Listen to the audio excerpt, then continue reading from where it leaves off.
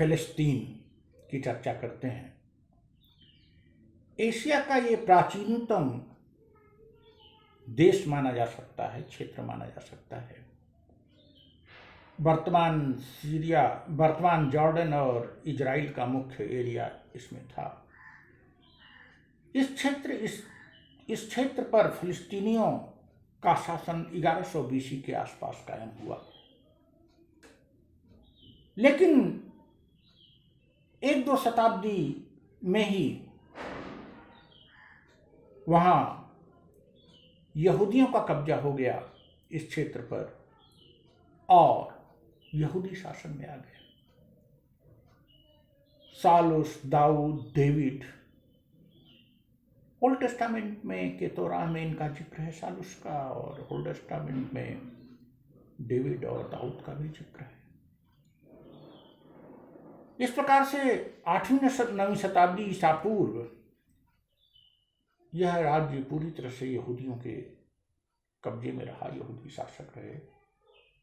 इसमें सुलेमान या सोलोमन एक बहुत ही महत्वपूर्ण शासक हुआ, जो अपनी बुद्धिमत्ता के लिए बहुत प्रसिद्ध था, कह सकते हैं अक्लमंदी के लिए बहुत प्रसिद्ध था, और कवि था, पढ़ा लिखा विद्वान था।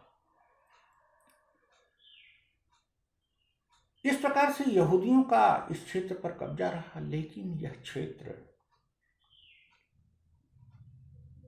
पर कुछ ऐसा घटा कि क्रिश्चियंस का और मुस्लिम्स का भी यह धार्मिक क्षेत्र बन गया। इसका राजधानी जो थी जेरूशलम,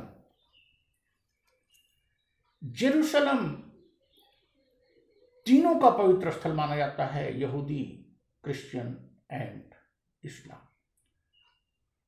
इस्लाम का क्यों, इस्लाम के साथ हम बताएंगे, लेकिन क्रिश्चियंस का इसलिए क्योंकि इसी क्षेत्र में जीसस का जन्म हुआ था और जेरूशलम के क्षेत्र से ही इस धर्म का प्रचार प्रसार शुरू हुआ था। और यूरोप में तो ये काफी बाद में फैला, पूरे यूरोप में। रोमन साम्राज्य, जब रोमन सम्राट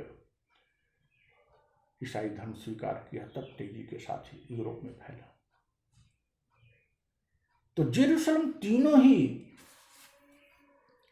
धर्मों का पवित्र स्थल माना जाता है।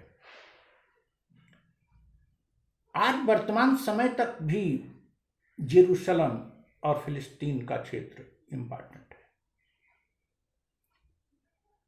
कारण यह है कि आगे चलकर यूरोप के वर्चस्व के कारण यहूदियों को अपना यह होमलैंड छोड़ना पड़ा, और फिर 20वीं सदी में अमेरिका के सहयोग से यहूदी अपने क्षेत्र पर काबिज हुआ और इजराइल की स्थापना की, और फिलिस्तीन के प्रमुख क्षेत्र पर इजराइल के लोगों ने कब्जा किया, जेरूशलम को भी अपने अधिकार में कर लिया। इसके लिए अरबों से उनका युद्ध हुआ। जॉर्डन के साथ तमाम देशों ने युद्ध किया फिलिस्तीनियों को उनका क्षेत्र दिलाने के लिए। वस्तुतः फिलिस्तीनी तो बहाना थे, वो अपने अस्तित्व के लिए भी लड़ रहे थे।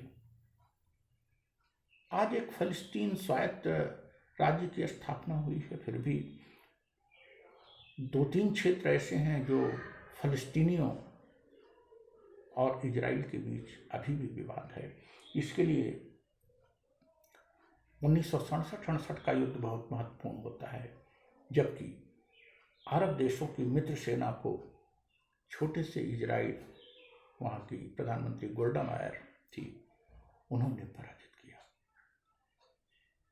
यहूदियों का यह राज्य इजराइल एक लड़ाकू राज्य के रूप में अपने को स्थापित किया हुआ है और एक बड़ी अरब आबादी को सैन्य शक्ति में मात दिए हुए हैं।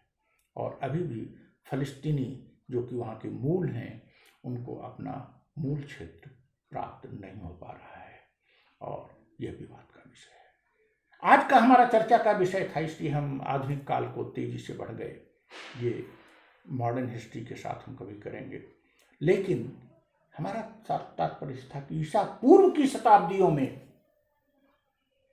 अगर हम यूनान की चर्चा किए, चीन की चर्चा किए, भारत की चर्चा तो करेंगे ही करेंगे, तो फलस्तीन को छोड़ा नहीं जा सकता, क्योंकि 1100 BC के आसपास से वहाँ फलस्तीनियों का शासन शुरू हो गया था।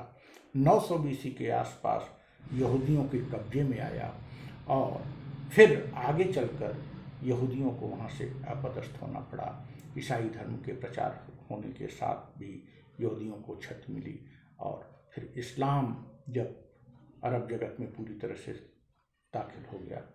लेकिन आधुनिक काल में, खास करके 20वीं शताब्दी में, यहूदी अपने होमलैंड को पाने में सफल रहे, और फलस्तीनी अपने होमलैंड से पूरी तरह से अपने होमलैंड को प्राप्त नहीं कर सके हैं।